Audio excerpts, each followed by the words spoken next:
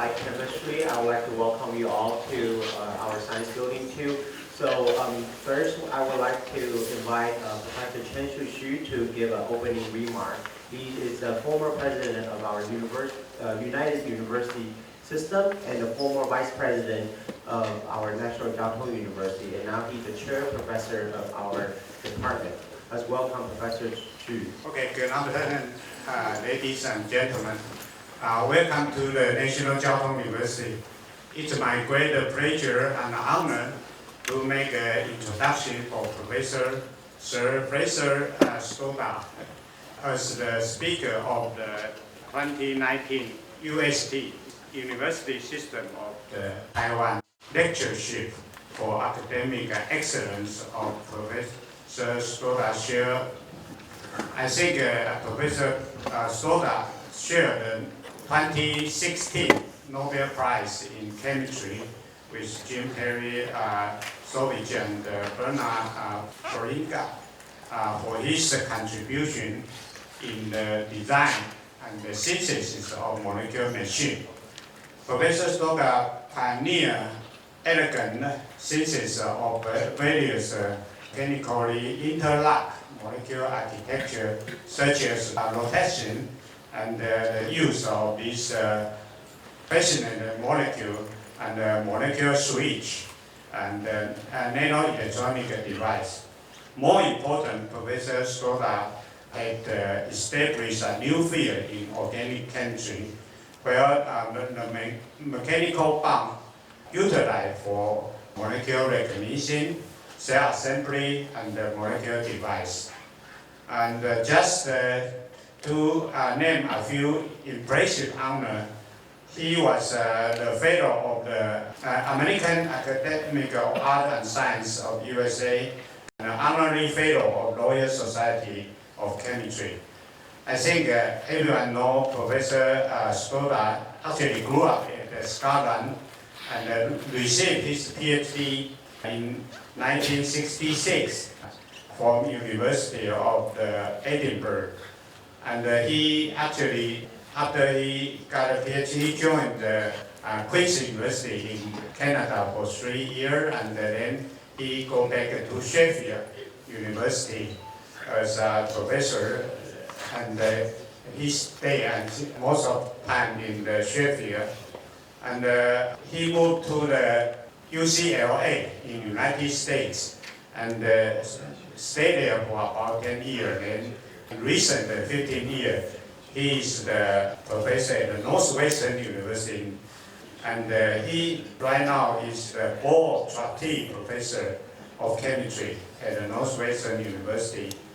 This lectureship for academic excellence is sponsored by Chamberlain Cultural and Fundamental Foundation, 就温世仁基金会 and partner of the University System Taiwan.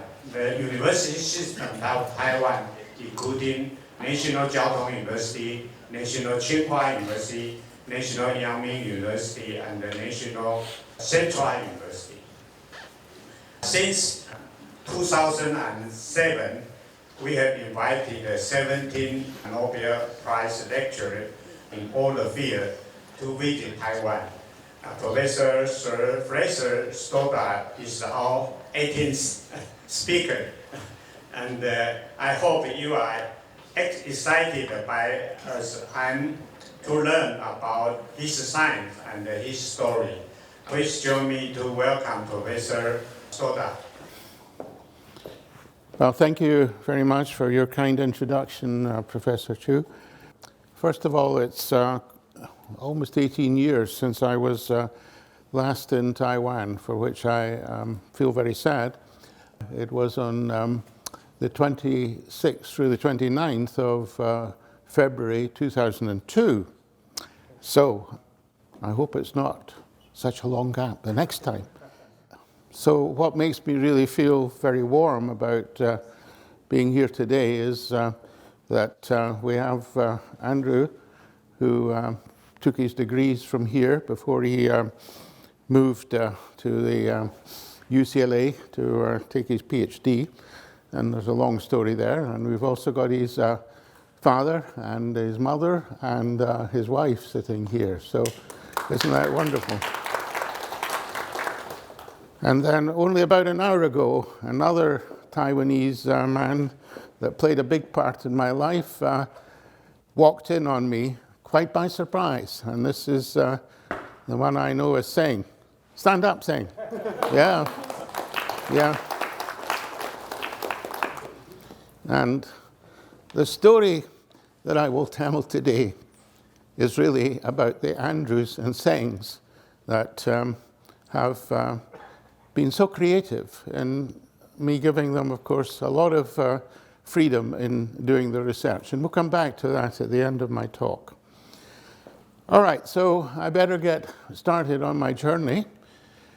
It started in the middle of World War II.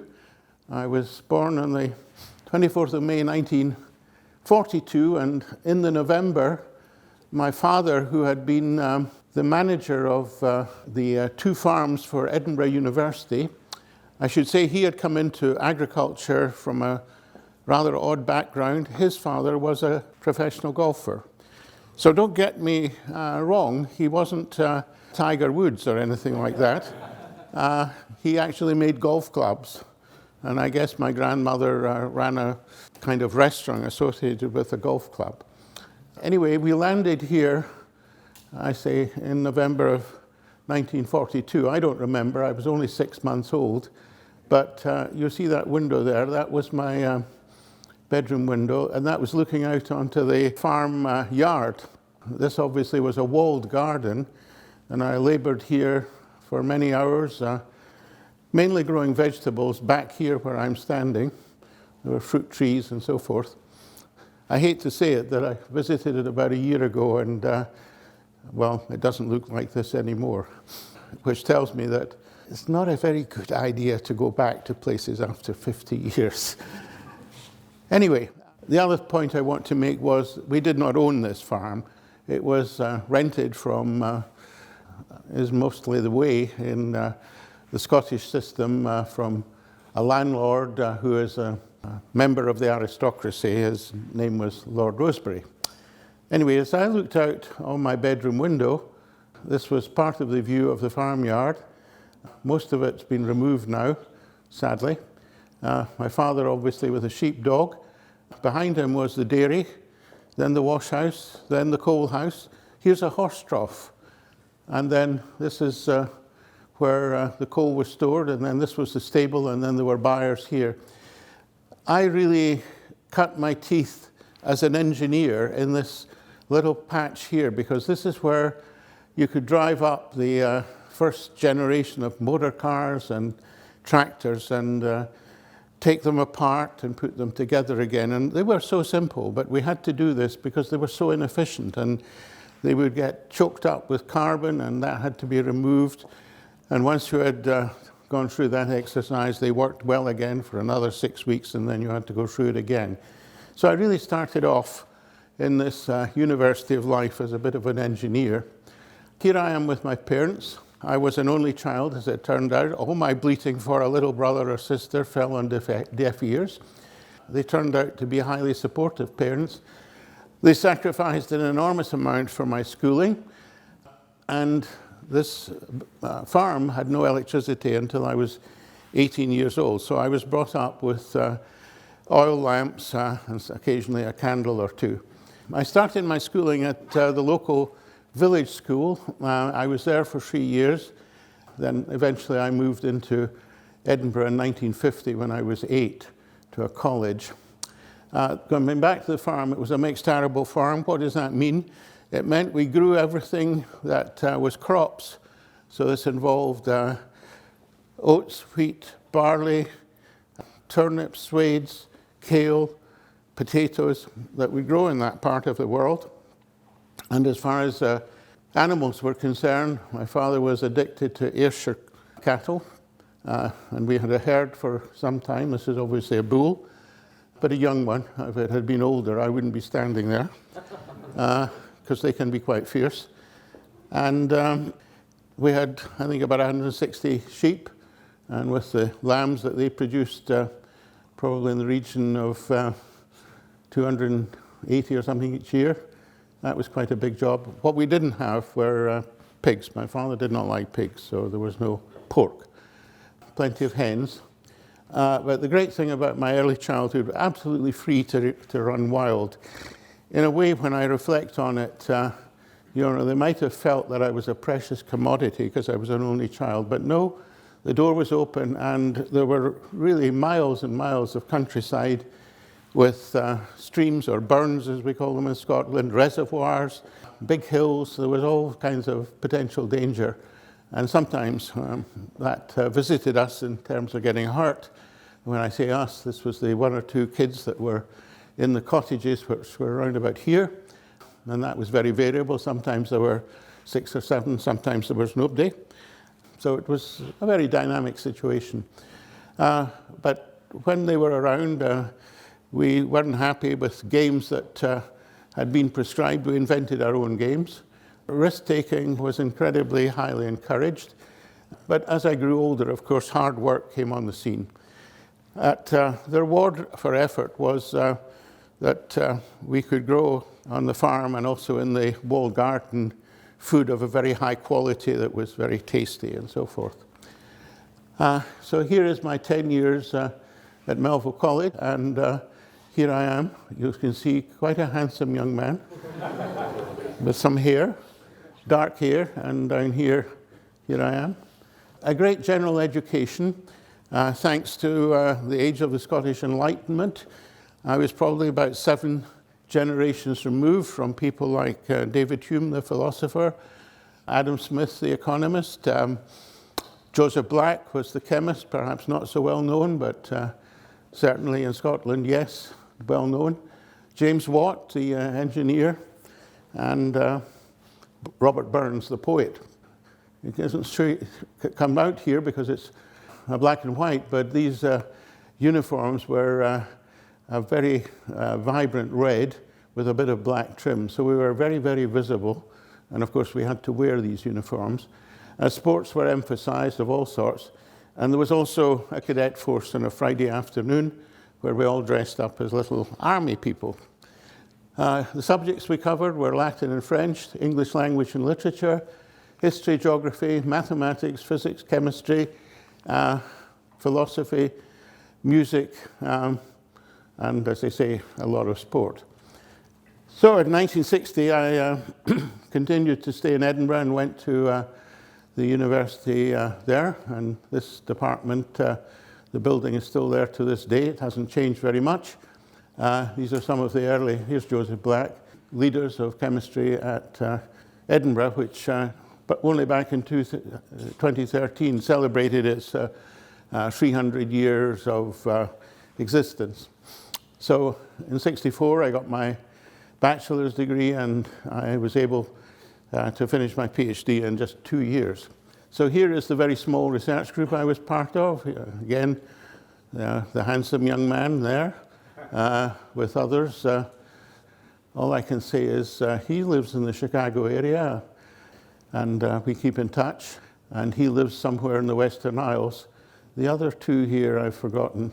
They're maybe not with us, but who knows. And this was the supervisor on a sort of daily basis that I hardly ever saw. I used to say he kept banking hours, which meant that he would appear about 10:30 in the morning and he would be gone by 3:30 in the afternoon. So this was a small group. Here was a professor. He was a wonderful man, Sir Edmund Hurst.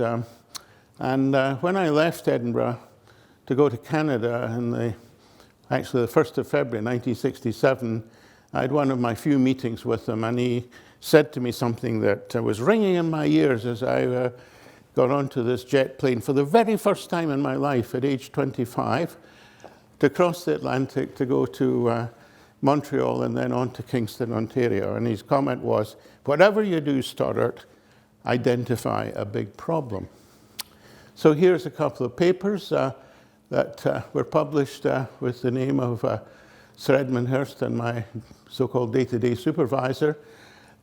You'll see it's quite different from what I'm going to tell you about in my story today on the journey to Stockholm.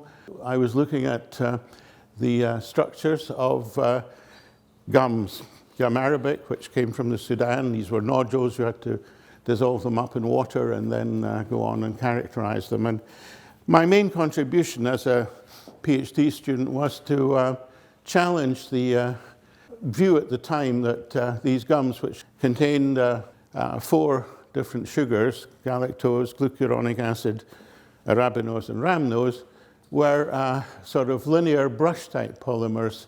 It was really just doing a physical experiment of looking at their viscosity. And if you put them in a viscometer, very concentrated solutions just race through in front of your eyes. So they had to be highly branched. I often say I was actually studying dendrimers before their time. Then I landed on the 1st of March in Kingston. It didn't look like this. It was covered with snow. And here is the group that I joined. Again, you'll see me at the back here. The interesting thing is it's virtually all male. There's just one woman there. And this was Ken Jones. And Ken Jones announced in a very short period of time, within a couple of days, and remember, there's no email. It's all by airmail, and that could take a week or so to cross the Atlantic. He didn't disclose the fact that he was taking off on the 1st of April to Brazil, not for 2 weeks, for a whole year. And so he disappeared very quickly, and more than that, he was incognito very quickly because the Canadian Postal Service decided to go on strike. And when the Canadian Postal Service decides to go on strike, that's not for a week, that's for a year.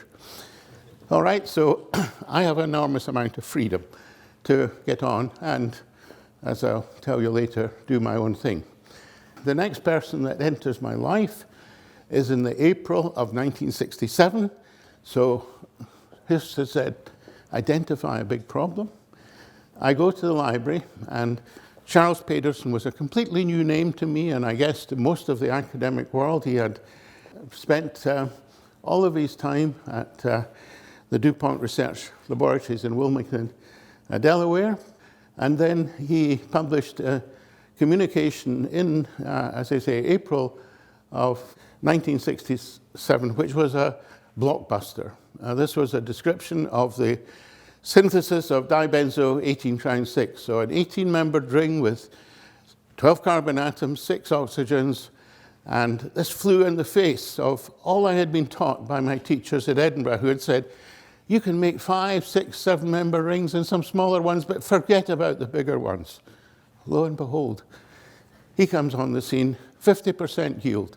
And of course, the secret is that is templation around a potassium ion that is responsible for bringing this yield to the point that he got it, and then of course it could be honed up to a much larger value later. So I decide I'll enter the game, and being Fraser Stoddart, I say, well, if he can make an 18-membered ring, I can make really big rings by really what I would call a bit of jiggery-pokery, which means 3 steps: oxidation, reduction, acetylation, starting with 2 readily available natural products, alpha and beta cyclodextrin. And this is just where you cleave the carbon-carbon bond between C2 and C3 with the iodate, and then you do a reduction of the aldehydic, the formyl groups, to primary alcohols, and then you acetylate. And you get a 30 and a 35-membered ring. But lo and behold, they didn't really do anything in terms of interesting properties, but at least had the satisfaction of making them. The other thing that happened while I was at Queen's was I decided to write a book about the stereochemistry of carbohydrates, and I think it was a 5-chapter book. By the time I left in late '69 to go to Sheffield, 4 of the chapters were well complete, and you'll notice the name, it was published in '71 eventually, of Ernest Eliel. Now, this is where, I'll give you some advice, the younger people, and that is never hesitate to go and speak to somebody you think is ultra important and you're nervous and so forth. I had the gumption to walk up in a lecture at Natick, the army place in the east coast of the United States, where he was lecturing, and introduced myself, and I found him to be very affable, and I told him that I'd much appreciated his, I think, 1965 book on the stereochemistry of carbon compounds. It had been my Bible, and I was actually now writing a little sequel to it on carbohydrates. Would he be prepared to read it and give me some feedback? And he said, yeah, just send me the manuscript. So I sent the manuscript, and in the fullness of time, it came back absolutely plastered in red ink. Now, if I hadn't made that courageous decision to speak to Ernest, I would probably have been holding my head in shame at what was published. All right? Okay, so it started at Queen's, it finished at Sheffield, and as I say, he wrote a preface eventually. He was a great supporter. And that was all very positive. What turned out to be hugely negative was that the professor of organic chemistry seemed to be incredibly envious. I couldn't appreciate it at the time. I didn't read it as envy, but he turned all his wrath on me. He made my life absolute hell on earth for 8 years. And my late wife eventually had to give me my, as it were, bag to go to work and push me out the door and say, we've got 2 children, you're a breadwinner, you've got to go and earn the bread. So this was not a very comfortable time. I call it difficult.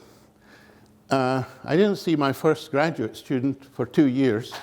He did his best to keep any support away from me. It was a stressful existence, and I was given 180 medical students who had been told by their dean that in 2 years' time there would be no more need for them to attend chemistry classes, the medical students. So you can imagine that was a poisoned chalice almost in terms of teaching.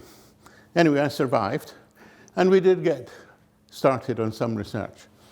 And that research was, and I advocate this process to anybody sort of going into the research field, this is when I would say I was doing the first of my 20 years, 20,000 hours. I was a very slow beginner. For most people, if you read Malcolm Gladwell's book, 10,000 hours, 10 years to become proficient at something. And it doesn't matter what it is. In my time, the people who captured the imagination of the young people from the UK were the Beatles. And the Beatles arrived in New York in 1964. And the press, of course, because they were so well welcomed, talked about a 9 days wonder. No, they had been practicing for 10 years in pubs in Hamburg. They were totally professional before they ever reached New York. Anyway, this is me going through my 10 years with my first students. So we married carbohydrates to crown ethers, so this made them chiral. We were able to resolve enantiomers. We were able to look at very nice types of interactions and so on and so forth. It was quite a good learning experience. And even though that had been a very difficult period, you can see by the end of that decade, I was still wrapped up in chemistry, but so much so that here's my elder daughter, Fiona. She would be 6. Alison must have been about 3. And they're standing in the middle of an 18-crown 6 built of sandcastles.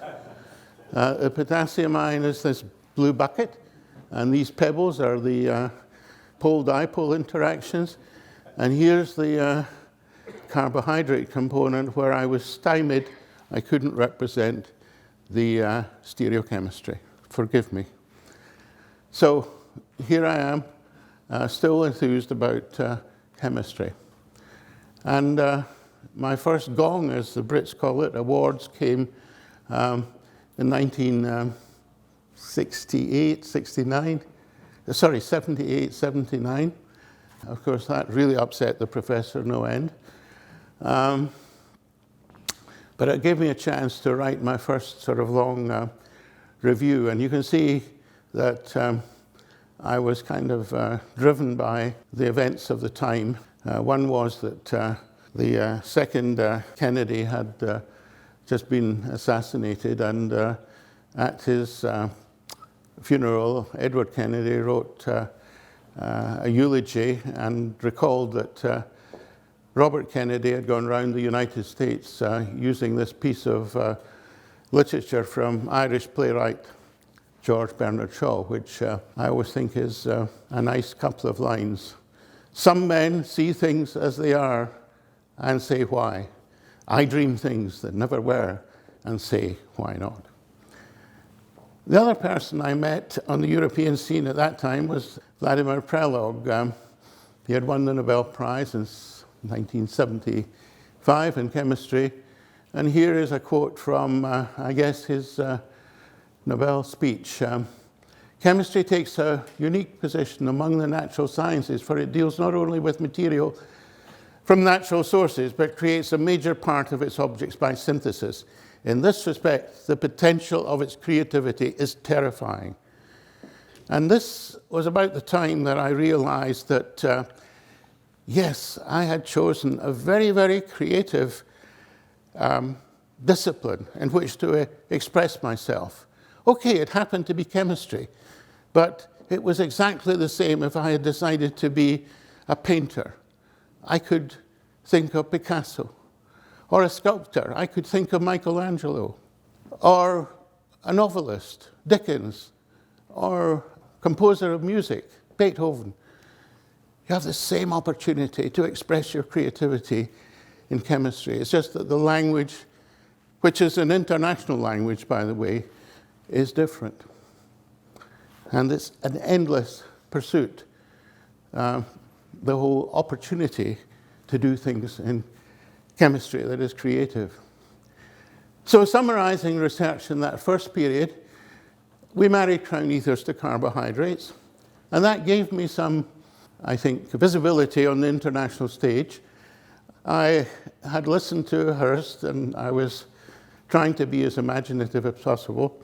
But the next big thing that happened in my life was in the April or late March of 1976, when I flew to New York to the American Chemical Society meeting.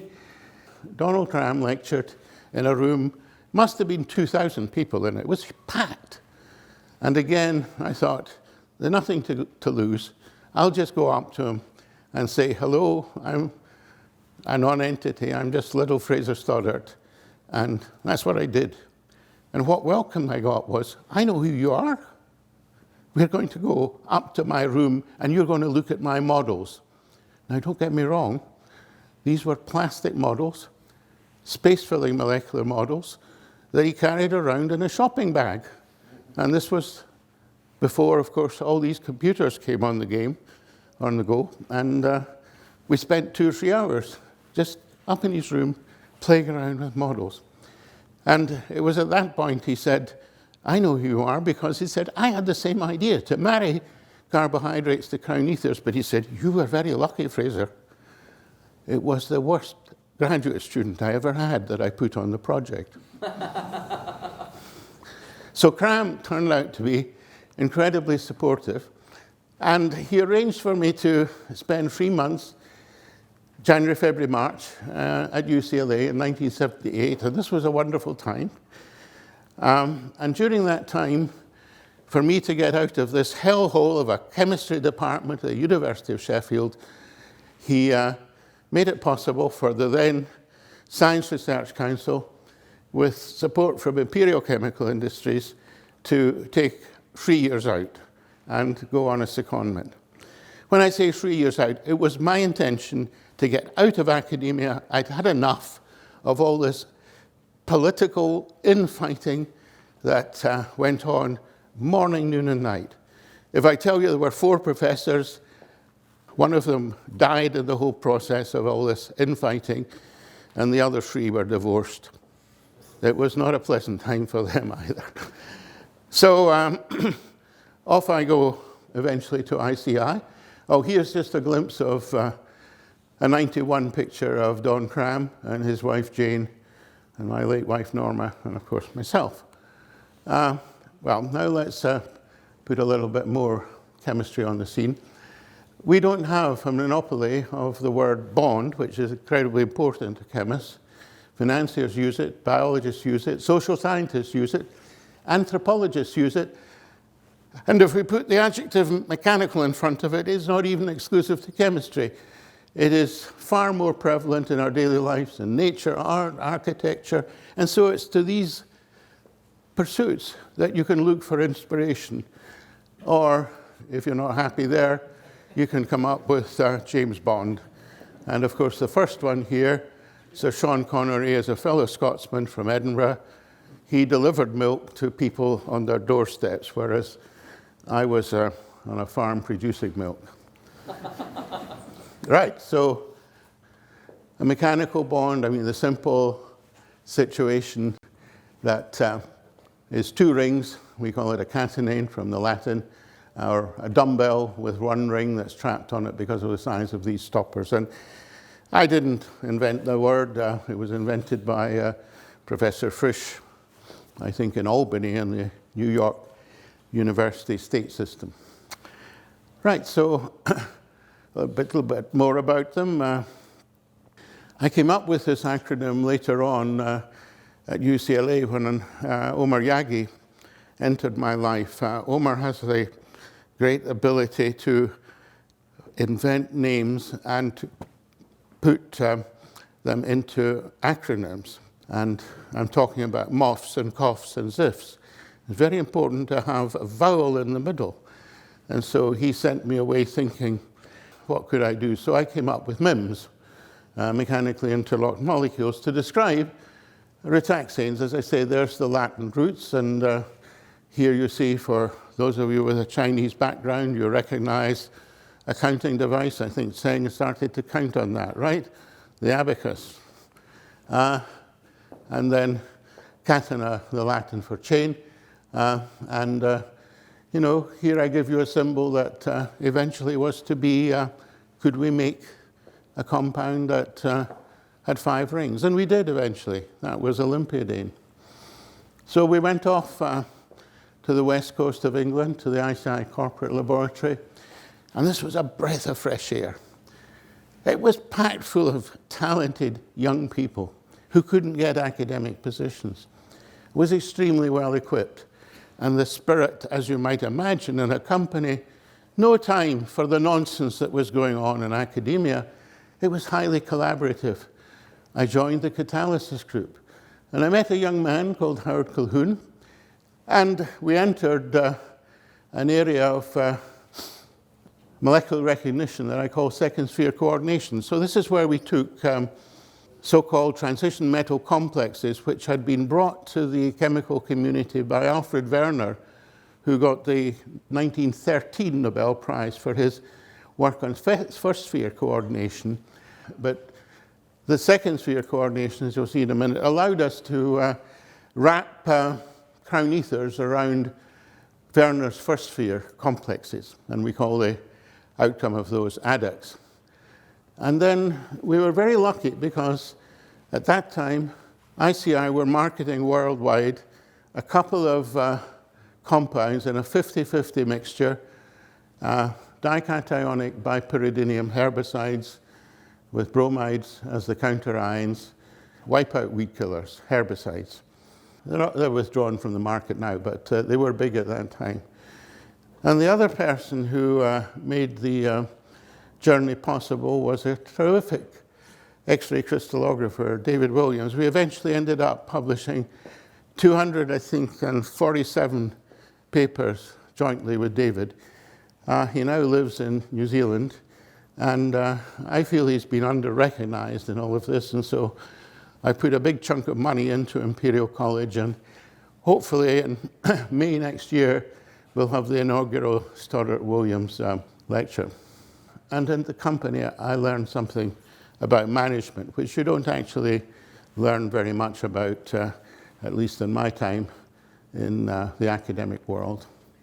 And so just to introduce you to structures, here is diquat, here is paraquat. It often of course, is better known as methyl-viologen, and as such has many roles to play in many parts of chemistry, including the making of solar cells. So these properties, which I'm not going to read out, that's what made them attractive at that time for ICI to make a lot of money selling them as wipeout weed killers. So here's Alfred Werner, as I say, the 1913 Nobel laureate in chemistry. His disciple, I would say, in the UK was a man called Joe Chatt, and Joe Chatt has spent a good 20 years of his life as a researcher with ICI as well. And so he had bequeathed to the company a veritable treasure chest. And down in the basement of the ICI corporate lab, there was this, for all of you, it was an experience like going into Aladdin's cave. And Howard and I went down, and we had to struggle to find the light switch and open up this box. And there they were just like gems. All these first sphere transition metal complexes from things like cis and trans platinum upwards. And here's a bit of philosophy from Joe Chatt. Scientific discovery is not yet predictable. If you have an exciting road to follow, do not be put off by those who say there's nothing at the end of it. They do not know. Persevere and enjoy the excitement of exploring the unknown. So here's Howard, now retired from the University of Reading. And here's David, as I say, now almost touching 80, down in New Zealand. And this younger lady, she's now at the St Andrews University in Scotland, was his graduate student at the time. And as I say, we entered this field of second sphere coordination. And here's just a couple of examples, one of second sphere coordination, this one-to-one adduct between platinum complex with two amine ligands and a bipyridine ligand here. At the bottom we have pi-pi donor acceptor recognition. The red is pi electron rich, the blue is pi electron deficient. The yellow is the platinum, and these are two amine ligands that get involved in hydrogen bonding with the crown ether oxygens.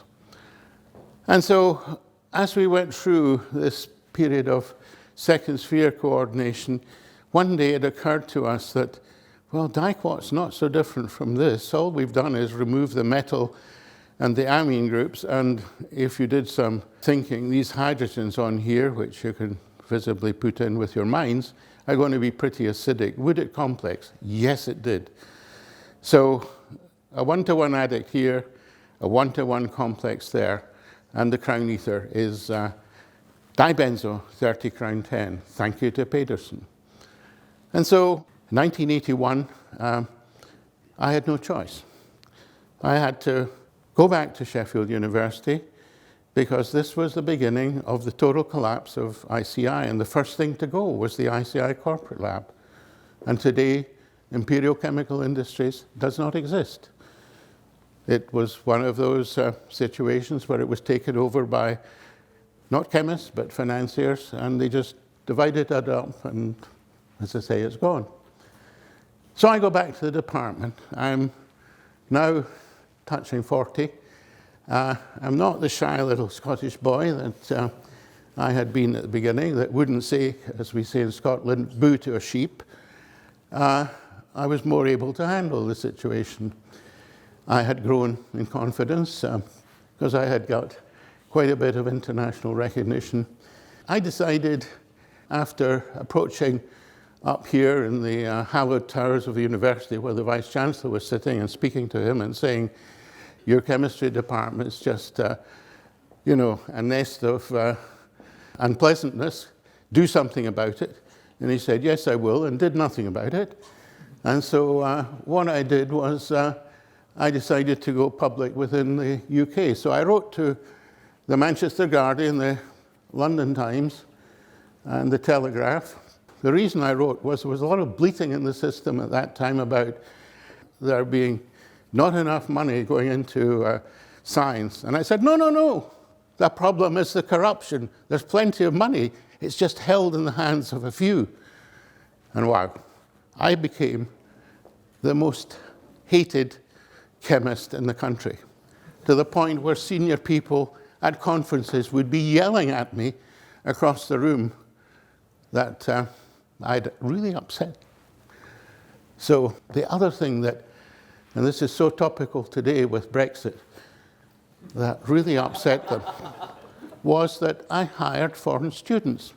Now, at this time, to be quite frank, the British students, yeah, they were intelligent, but my God, could they apply themselves? No. They would roll up at 10 in the morning, they would go for coffee, they would appear about 11:15, put a reaction on, they would go for dinner or lunch for an hour, and then take another few hours in the lab, go for tea at 3 o'clock, and they would have disappeared by 5. It wasn't working. And so I decided to bring some people in from the south of Italy and from Spain. And of course, the professors are Sarah-fronted, to use a Scottish phrase. And I'm told, why are you doing this? Our students are so much better. Absolute poppycock. The people who came from the south of Italy, from Sicily, they came to actually do stuff and to work. And so that was a game changer.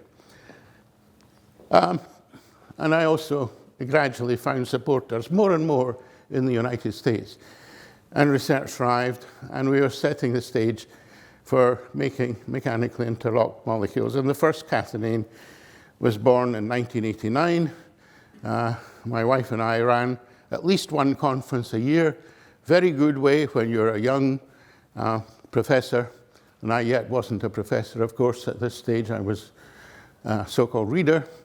To get known. You know, you invite people, you look after them very well. And more than that, I think, because we had 2 young little girls running around, that, without their parents taking any hand in it, ended up with them both being PhD chemists, because they saw how interesting these people were that came from all over the world that happened to be chemists. But by the end of the decade, I was ready to leave Sheffield. They wanted me to stay to be the professor, but I said, no, it's time to go. And before we go there to the next place on the journey, here is a glimpse of what happened during the 80s at Sheffield. Here is bisparaffin phenylene 34 crown 10. Now, this had been reported by Don Cram for a completely different purpose in 1978 in Jack. So the synthesis was handed to us on a plate. We made it, and you'll notice it's a constitutional isomer of dibenzo 30 crown 10. And my goodness, it complexed very nicely with paraquat, or with methylviolinogen, if you want me to use that phrase. But it was the suggestive nature of that complex that I think really got us going, because if this is the methylviologen, we got a ring, isn't that telling you we can thread linear molecules through circular ones? So a ritaxane or even a catenane is within sight. If we're going to make a catenane, we need to have a different ring system, and one that is going to recognize the red one. So we set off on this journey to make what became known as the little blue box. And I won't go into the detail. The yields were low in the beginning because it's really a cyclobutane ring with, in the east and west directions, bipyridinium units, and in the north and south, phenylene groups. But once it was made, and you can make it quantitatively now, it complexes with things like 1,4-dimethoxy, benzene. And these are the crystal structures. So here's a movie just showing you how methylviologen can find its way into this BPP 34 crown 10. Here is how the dimethoxy benzene could find its way into the little blue box. And then here is how you could increase the yield of the little blue box. Use a template. So this is a naphthalene 1,5-dioxy system with polyether chains, but you have to extract it after the synthesis. And then you have the pure macrocycle. So now the big breakthrough in '89. Here's the building blocks. This dication, this bis bromide, 3 molar equivalents of this crown ether as a template, and lo and behold, at room temperature in acetonitrile, we add these together and a covalent bond is formed. And this switches on recognition. These don't talk to each other at all. We've got to have the fully fledged bipyridinium group with the 2 positive charges, and these vertical lines indicate the donor-acceptor interactions between the pi-electron-rich hydroquinone rings and the pi-electron deficient bipyridinium rings. So we're almost there.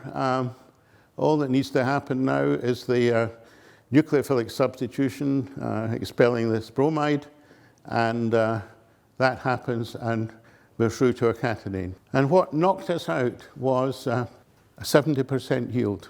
So organic catenanes had gone from a purported yield by Ed Wasserman in 1960 of, listen, 0.0001% to 70%. And there's the crystal structure. And that was exciting because this wasn't just 2 rings interlocked and sitting willy-nilly with respect to each other. They were organized so that from the northeast down to the southwest, you have acceptor, donor at 3.5 angstroms, the same distance as your bases in DNA. We were lucky. Here's a movie showing the making of the 2 catenane. And here's a movie showing 3 of the motions that it undergoes. Rocking of the red ring with respect to the blue, pirouetting of the red ring around the blue in either direction, we have no control, and circumrotation of the red ring through the blue ring. Okay, so I told you I was ready to leave in 1990. I was headhunted at Birmingham. Birmingham's chemistry department had had roughly the same history as Sheffield's. At the Vice-Chancellor, a physicist, Sir Michael Thompson, had 2 options in the sort of summer of 1989. That was to close chemistry down altogether or to put a big injection of funding into it and bring in some new blood.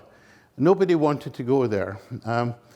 The equipment situation was dire. The whole culture had collapsed. I remember going into what they called an undergraduate teaching room, and there were big chains chaining the tomes of inorganic chemistry and physical chemistry and organic chemistry to the bench. And when I asked, why are these chains there? And they said, well, our students are thieves. I thought, oh my God, something's gone very wrong here. So I knew it was going to be a challenge, but I asked for a lot of money and it was forthcoming. And so at the ripe old age of 48, I become a professor. And now I have excellent students, new laboratories, state-of-the-art equipment, research blossoms. The molecular shuttle was born in '91, the molecular switch in '94, Olympiadine in '96. And I also served as the head of the school for 4 years.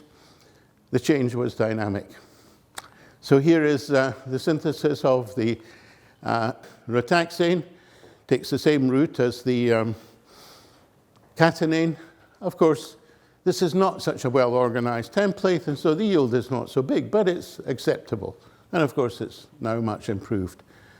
Here is a movie showing that coming together. Okay. And then if we draw it out like this, and you see the movie down here, the blue ring is darting back and forth, and this is palindromic. It reads the same from right to left as it does from left to right. It's what we call the molecular shuttle, darting back and forth 2,000 times a second. And there is the movie that's just showing you how that happens. And so when we wrote this up for the Journal of the American Chemical Society, there were 4 sentences at the end, and the then editor said, this is all hype, take it out. And I stood my ground and I said, no, it's staying in. And this was the first time that we mentioned molecular machines, insofar as it becomes possible to control the movement of one molecular component with respect to the other in a tour attack, saying the technology for building molecular machines will emerge. So sometimes you've got to stick to your guns and not give in even to so-called wise editors. We had to desymmetrize the molecular shuttle, and now we have a switch based on benzidine and biphenol. The blue likes the benzidine a bit more, and this we expected, than the biphenol. But what we can do, and here you see that in action, spending more of its time on the green than on the red, is that we can protonate these nitrogens. And if we do that, then all of the blue ring is going to go and sit on the red one, thanks to physics, Columbic repulsion. So under pH control, we can switch the ring back and forth. So here we are, it's on there when this is carrying a positive charge, and when it's neutral, it will come back. So this was the size of the group at this time, and you can see it was very, very diverse. You have Masumi Asakawa from Japan. You have Jeraman from India. You have a Polish, a German, French, Italian, Russian, German, Australian. You can see very, very few English. Yeah, you know why. And that's the disaster today. They're going to switch the clock back. And it's not about money or anything like. If you cut off the influx of people from the European continent to England, forget about England. It's not going to be a disaster. It's going to be a super catastrophe. And 40% of the English want this. And on the 12th of December, they may get it. And my God, it's going to be a huge mess. Scotland, the people are much more sensible there because they're well educated, will just leave and join the European Union. So from Birmingham, I moved to UCLA in 1997, and that was a huge change at 55. I said to myself, you're an assistant professor, you have come into an absolutely new academic system. It was a huge, steep learning curve. But now I had very supportive colleagues. Older colleagues would take me to lunch and say, what can I do to help you? Collaborations thrived. I was the director of the CNSI. And given the fact that Seng is in the room, I wish I had more to say about the wonderful time we had putting the art of molecular electronics together. I was traveling quite a lot, but sadly, after 12 years. So, you know, life is not a bowl of cherries. For a third of my married life, I spent a huge amount of time in clinics and in hospitals. It was a fifth of my wife's life. And I had to survive that period of time. Not easy. So, you know, life has not been always, as I say, a bowl of cherries.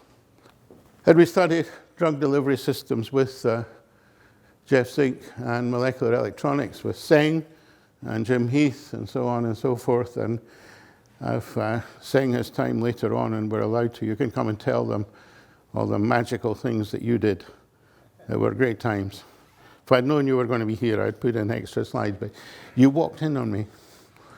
So, in 2007, I get a phone call on the 13th of November, and here's the letter on the 14th from Bob Pierce, the Consul General in Los Angeles.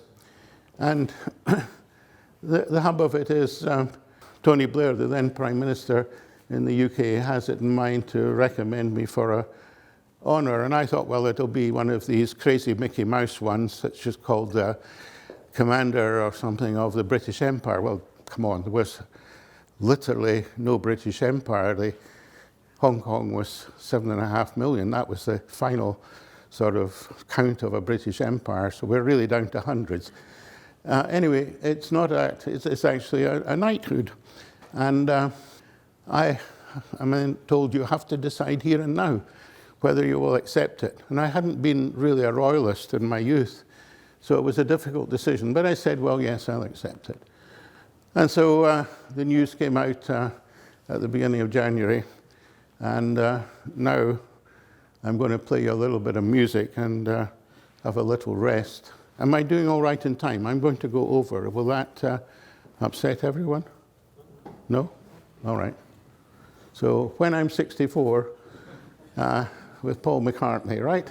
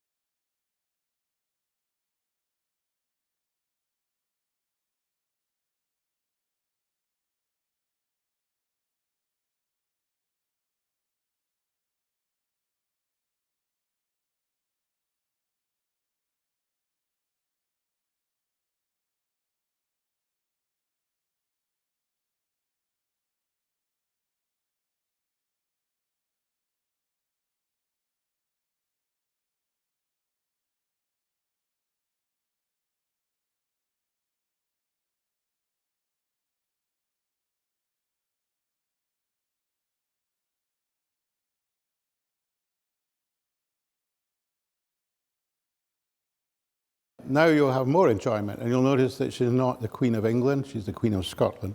So here in June of 2007, I'm at Buckingham Palace, and here somewhere there is the Lord Chamberlain. His head has been cut off quite appropriately. May I present to Your Majesty Fraser Stoddart for services to chemistry and nanotology. Oh dear. I'm in a cold sweat. There's a very sharp knife on my right-hand shoulder, and I'm going to get up, and what am I going to say to her? Well, it worked out all right, because she said he got that wrong, didn't he? And what would I do with the Monarch but say, he certainly did, Your Majesty. And then she got it right. What should it be then? Nanotechnology. Good on her. At 81 years of age. You got it right, ma'am. You know, give her full marks. It's about very small things, isn't it? So she had done her homework, and even more so, I agreed with her, and she said that's exceedingly small, and again she must have done her homework, because she said, you work in America now, I'm told. And why should I disagree? Because it was true. And that was my 15 seconds of meeting with the Monarch. All right, so now we go to Northwestern. Terrific students, great colleagues. A lot of support from King Abdul's City for Science and Technology in Riyadh. That was a result of winning the 2007 International King Faisal Prize. Publications, lots of them, invited lectures, 2 startup companies. I served on the honours committee. I should say that now, yeah, if you've got to go to something else, for heaven's sake, don't feel that you've got to stay. Now we put out about 1,000 letters a year in support of people seeking awards and nominations. I become a fellow of the Academy of Arts and whatever, and Science in America, the National Academy of Sciences, and a second book is written. And then we have to move on to machines, which are much more different than switches. So assembling and controlling them in a highly interactive environment and making them robust is a game changer for chemical synthesis and a defining moment for nanofabrication. And so the person who turned us round in terms of making molecular machinery that really works was this man from Lebanon. Ali Trabolsi is now at New York University, Abu Dhabi. And the background to all of this is thanks to Michaelis in the 1930s and Hoenig in Würzburg in the 1960s. They had studied the reduction of methyl halogen to its radical cation and its neutral species. Here is Kokshi at Houston showing a crystal structure. Here is Kim and Kim in Korea using supramolecular chemistry to complex 2 of these in cucurbityrol, and even other examples down here. And so what Ali did was something quite revolutionary after sitting on this possible piece of chemistry for 25 years. He takes 2 things that you wouldn't expect to come together, but in a home-built glove box with an inert atmosphere and zinc dust to reduce the system, he gets a very strong complex between the radical cations here of these bipyridinium units. And what's more, we get a crystal structure thanks to Albert Fahrenbach, and that crystal structure, which is a 1-to-1 complex at a supramolecular level, continues to be an infinite stack. And so here you see it goes purple when it's reduced and goes inside, and when it is oxidized, Columbic repulsion pushes the ring out. And so this led to the design of a molecular pump, and this is the cartoon version. And what you see here is when it is being reduced, this ring is brought on to this recognition site, then it needs thermal energy to get over the speed bump to go onto a collecting chain. This stopper stops it coming off. And it's all about juggling about with energy wells and transition states. And so you do a reduction, you bring the ring on, you heat to get it over the speed bump, it goes onto the collecting chain, and then you can repeat it and bring a second one on.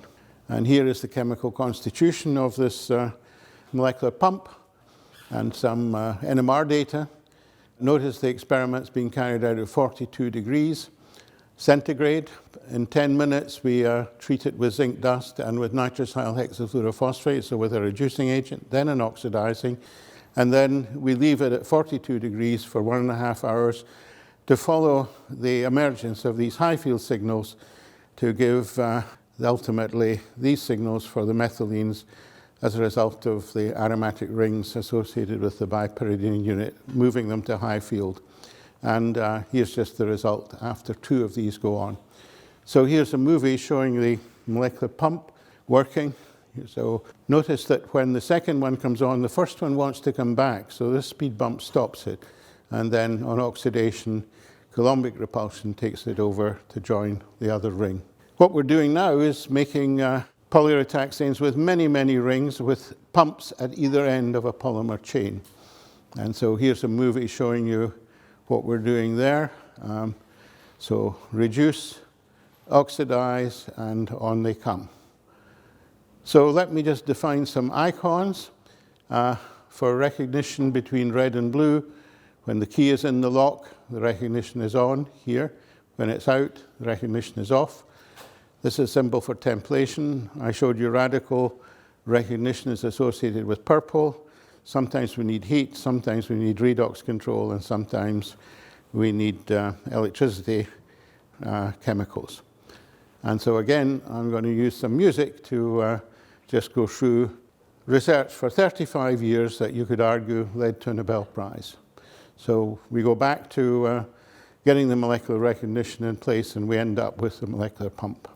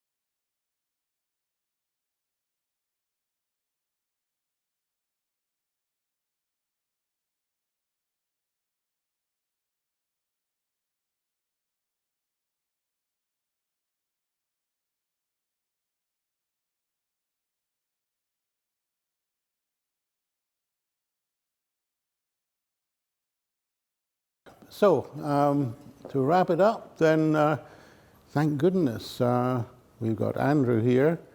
Where are you saying? You're missing. Right. So in this period here, we started with the molecular shuttle, the switch. In 35 years, we get to a machine. And these are some of the more recent people on that journey. And some leading molecular machinists, of course, are my fellow Nobel laureates, Jean-Pierre Sauvage, Ben Feringa, in Bologna, Vincenzo Balzani, Alberto Credi, former student David Lee, now in Manchester, physicist Dina Stumian at Maine, Joseph Miko, Prague, for most of the time now, from Colorado. In Canada, Stephen Loeb, American Edie Sevek at the Australian National University, Mexican Miguel Garcia Garabi at UCLA, Polish man Raphael Klein at the Weizmann Institute, New Zealander Amar Flood at Indiana University, and Armenian Ivan Ebrahimian at Dartmouth, and Nicholas Giasponi at Strasbourg. Notice the diversity, incredible. So, I'm back to tackling a big problem. So, here's another way of putting it, thanks to the 2009 Nobel Prize winner, Venka Ramakrishnan.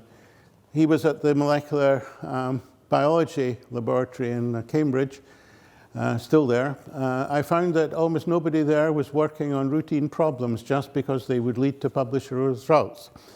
Rather, they were trying to ask the most interesting questions in their field and then developing ways to address them. In my own language, I now talk about doing your own thing, and there was this classroom article written last year for Nature Nanotechnology, and let me just lift out some pros from it. For budding young professors, to achieve something that is impactful in contemporary science and to be singled out as a scientist who leaves their mark on science and ultimately technologies, you need to become recognized widely as having done your own thing. This goal means that you make a conscious decision to summon up enough courage to tackle a big problem for which no one has provided a satisfactory scientific answer. Tackle a big problem. To be successful in academia, put teaching of students before research. To let students take ownership of the research. To put your students before yourself. To support your students through thick and thin. To identify a line of research that is receiving little attention. To recognize that progress in research will be slow. To be able to appreciate the significance of a discovery. And to find out how to manage research. To apply the best practice in writing grants and scientific papers, and to set very high standards in presentations, both oral and written. And you need good health. You need the strength of a horse. So this means you eat well. And here in Taiwan, you have no problem. You eat good food. That's not true in all countries, including America. If you're on the way to something that is groundbreaking, you will have a lot of criticism. You'll have people throwing darts at you. Right, Seng? And the darts can be very wounding and big. You know, you saw them coming. Yeah, so you need the skin or the hide of an elephant. And then when you're onto something that you know is a winner, one paper, one example is not enough. You've got to keep on doing it over and over and over again. To be successful in life at whatever, treat people how you would expect to be treated yourself. Be respectful towards people younger than yourself. Treat people from different ethnic and cultural backgrounds exactly the same. Think before opening your mouth. Realize we live in a village. Don't speak ill of others. Be more ready to give than to receive. Be supportive towards those around you, and be ready, willing, and able to give praise. And work out how to turn really bad things in life into good things. The secret of success is the capacity to survive failure. And then on a light-hearted note, how to be cool. And this is not from Fraser, this is from a financier in the US, Warren Buffett. Say thank you. Apologize when wrong. Show up on time. Be nice to strangers. Listen without interrupting. Admit you were wrong. Follow your dreams. Be a mentor and learn and remember people's names. And finally, hold doors open. Well, it's been great to be back in Taiwan and give a lecture after 18 years. I have gone over a little bit. Forgive me. I hope you've enjoyed it. Oh, I've got more. It usually ends there. Okay, this is the letter that I got on the 5th of October after a phone call at 4 in the morning in Chicago from the Secretary General of the Royal Swedish Academy of Sciences. Another bolt out of the blue. So, offering a Nobel Prize for the design and synthesis of molecular machines. So, I have to tell you, Northwestern had been very nasty in 2016. If you want to hear this story, I can tell you. I was on the point of going to Texas. And so they had to change their tune in a few minutes, a few hours. And so they worked very hard. The signage went up through all the doors that I walked through to go to work, and it's still there. They decorated the arch. They decorated the so-called tech building. And of course, the ultimate was that I get a place to park my car. That's very important. Yeah. And of course, there'd been a little bit of to and fro between Ben Feringa and I, because he goes to work on a bicycle, and he's been putting out fake news about Fraser having a Maserati and all the rest of it. Here you are at Berlin. I think this was where he was talking about this. And so I hit back by getting in touch with the president, so I now also have a bicycle parking spot. But the problem is that I don't have a bicycle, but on a Tsinghua campus, Andrew, this was maybe 2 years ago now, or I, on this rent-a-bike, can prove to myself that after 40 years, look, I can still ride a bicycle. So I think the prize was well accepted by the chemistry community. This is the American Chemical Society, 7 stories. They put up this big poster, so they seem to be happy. And we slipped into the White House and to the Oval Office just in time to meet a real president, Obama, with Fiona and Alison. It was a memorable afternoon. And then this is us in Stockholm in the Nordic museums. It's the whole family. So here you see my Australian son-in-law, married to Fiona, and their 2 children, James, who's now 15, and Kate is 13. And then here is Mikey Ho, family from Hong Kong, married to Alison, and there's their 3 boys, 2 twins, Tommy and Willie, and little Harry. Harry was very young, and Harry now says to his parents, I can't remember a thing. Can we go back one day? Okay, this is meeting the king, getting the prize, and there's the medal, and there's Tom showing it off, Harry showing it off, and William not showing his face. Thank you, Professor Sir Stoddart, for the very inspiring talk for us. And hello, question? Or? Oh, yeah. I can be here for another hour if you want me to be, provided the young people roast me alive. Lots of questions, yeah? Hi, it's really lovely to attend your seminar. I have a question that you mentioned about finding the big problem and working on it. So, for example, once we identify the big problem, let's say cancer, how do you strategize? Like how do you move to the very specific one? Like, what's your thinking strategy usually? Well, once you have the big problem, you have many other problems going on in your lab. You tend to downgrade them and put all your mental and physical effort. And when I say you, I'm talking about them. You know, it's your students, it's your postdocs, graduate students and postdocs that are doing the day-to-day things. And they very quickly understand that this is important. And they even understand it against criticism that comes from people when they go and give their posters. I remember one graduate student went to London, and a senior professor in the country just passed by his poster and said, this is not chemistry, this looks like batteries to me.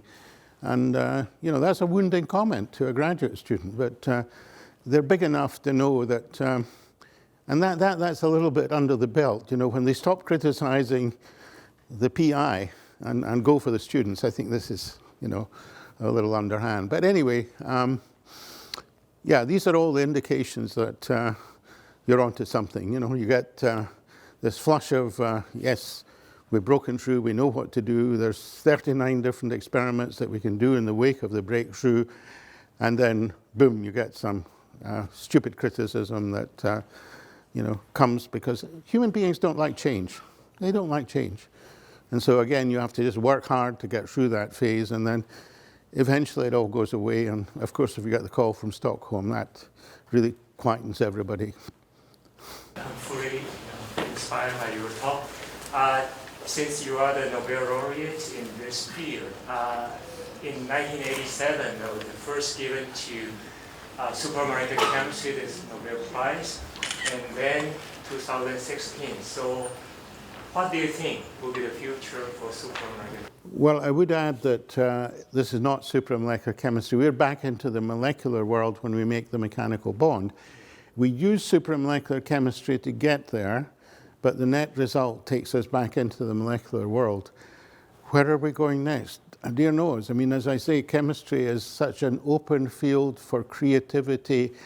It is just up to the imagination and the, I think, dreams of the younger people in the field where it will take us.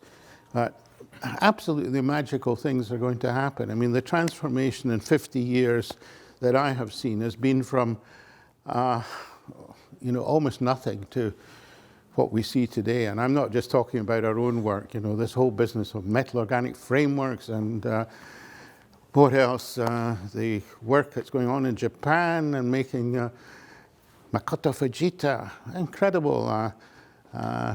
Takuzo Aida, who I heard recently in Sapporo, Keneshiro Atami in England, Harry Anderson. These are all people. You know, what I really love about what they do is I call it unnatural product synthesis. And they take on goals in synthesis that you could only dream of when I was a little thing. Yeah. So I think synthesis will obviously continue to lead the way, I think, in chemistry to some extent. Making and measuring and modeling, I say it's about 3 M's, and I think the making part is the one that distinguishes it quite a lot from the other sciences. So people make new things, and then they can change the world by the properties. And these properties can be expressed in the materials or in the medical arena or whatever. Yep. I would like to ask how the wide availability of quantum chemical programs changed your life as an organic. Did it have an influence or not really? Or?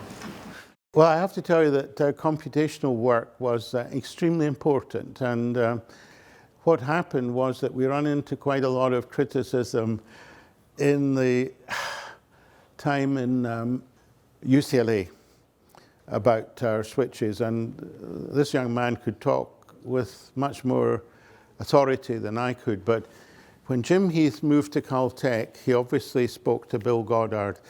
And bless him, Bill Goddard is fearless when it comes to computational work. And, you know, it's the whole gamut from molecular mechanics to quantum mechanics. He just marries them all together.